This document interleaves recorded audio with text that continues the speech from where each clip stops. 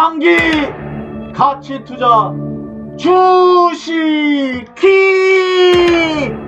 채널. 안녕. 오늘의 이 영상의 제목은 종목을 고를 때부터 위험 손실을 계산하고 매수하자. 그러니까 처음부터 고를 때 내가 부담할 수 있는 위험을 한번 계산해 보자는 거지. 그런 뜻이고, 우리가 위험이라는 거는 내가 피할 수 있는 위험을 분산 투자, 그러니까 업종별로 분산을 한다거나 또는 분할 매수지, 그러니까 분할해서 시간을 두고 찔끔찔끔, 우리 지리는 매매법은 이 지리는 거 아니야, 찔끔찔끔. 그러니까 무조건 한 방에 몰빵 매수하지 말고, 내가 이제 어제 그제 뭐 이렇게 종목을, 그러니까 업종에서 뭐 보험, 은행, 뭐 페인트 여러 종목을 얘기했지만 이게 당장 내일 오른다 이렇게 생각하면 안 되는 거지. 그래서 조정 기간이나 이런 기간을 두고 찔끔찔끔 매수를 해야지 이 손실을 최소화할 수 있다는 거지. 그 매매법에 대한 거는 뭐 몇 번씩 내가 설명했기 때문에 잘 알 걸로 내가 생각을 하고, 그리고 자신의 허용 손실률, 그러니까 손실은 뭐라고 그랬냐면 예전부터 내가 얘기했지, 이 주식이 채널에서.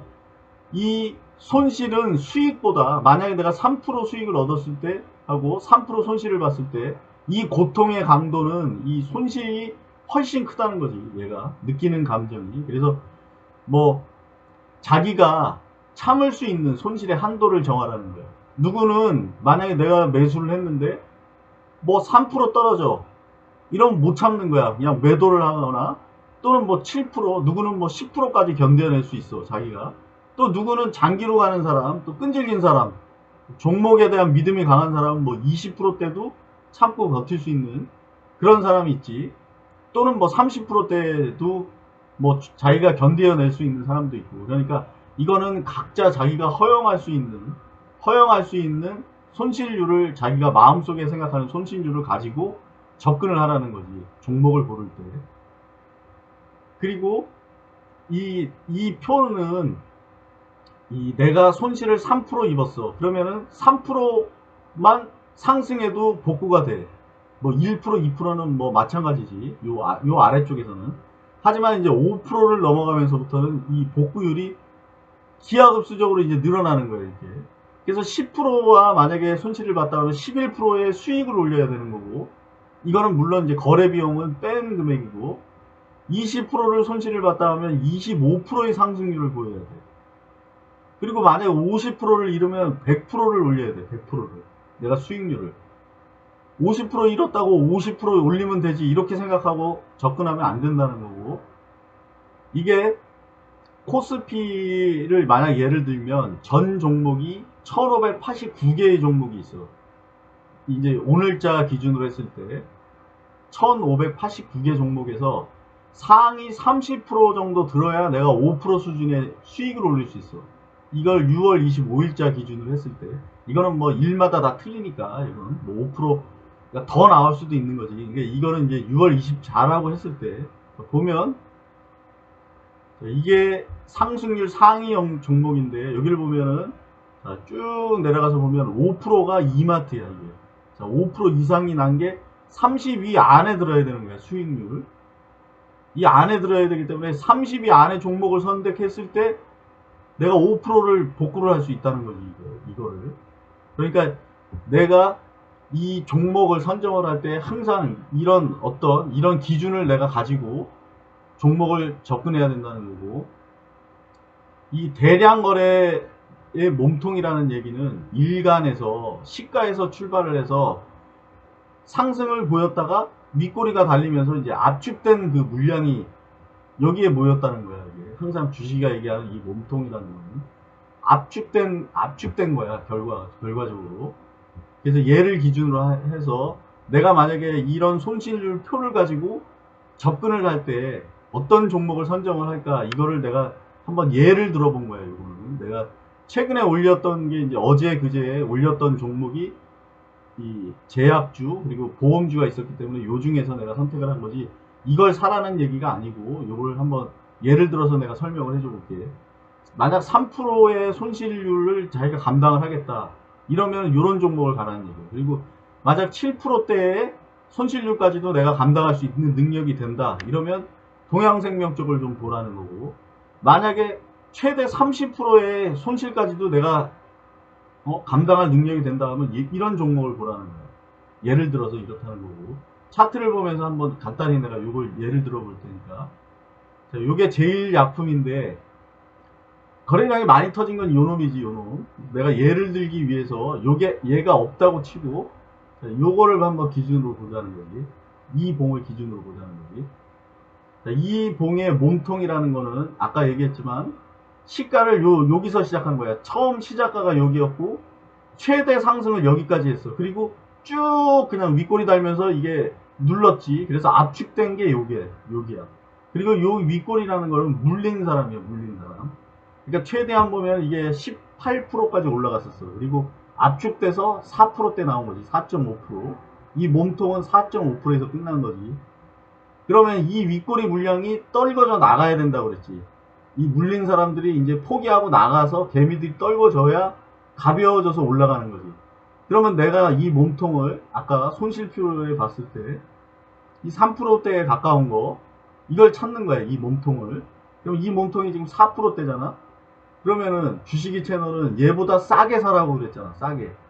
그리고 손실률은 최대 얘 정도는 봐야 돼. 한 4%대까지는 내가 손실을 볼 각오를 하고 여기에 접근하는 거야. 만약 이런 거래량이 터졌을 때. 그래서 만약에 이게 없었다고 치면 요봉 상태에서 들어가는 거잖아, 내가. 그러면 이렇게 보면 점점 이렇게 자, 여기서 이렇게 하락을 하면서 이 몸통까지 다 깨버렸어. 그럼 얘는 이미 4%는 손실을 본 거지. 그리고 여기서 이탈하면 내가 매수하지 말라고 그랬잖아, 이렇게. 그리고 지켜보자는 거야, 이렇게.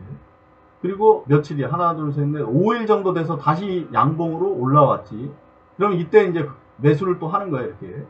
그러면 이날에 보면 이 몸통의 허리 정도 이하에서 매수하라고 그랬잖아. 자, 그러면 요 정도 가격대에서 꾸준히 또 모아가는 거지, 이렇게. 자, 이 몸통 안에 있을 때. 또 이탈을 했어. 이게 안 좋은 모습이야. 그러니까 중단을 하라고. 그리고 또 모아가는 거지, 이렇게. 자, 이렇게 갔을 때, 이렇게 윗꼬리가 두 번 또 나왔지, 이렇게. 그래서 이렇게 모아가는 건 이 봉을 기준으로 했을 때 내가 허용할 수 있는 그 하락폭을 계산하라는 얘기지. 물론 요거 이제 바닥권에 있을 때는 내가 이렇게 이탈을 하더라도 뭐 조금씩은 접근해 볼 수 있다는 거야. 그게 지지점이 여기가 확인이 됐잖아요. 여기. 이랬을 경우에 이 몸통을 이탈하더라도 여기를 보면 바닥권이 이렇게 잡힌 지점이 보이잖아. 그러니까 이런 데는 뭐 예를 들어서 내가 이걸 3%대에 있는 봉을 예를 들려고 이걸 보여준 거고, 그리고 자, 내가 7% 정도의 이런 손실까지 감당할 수 있다. 그러면은 얘 동양생명을 보라는 거야. 동양생명. 한번 동양생명을 보자고.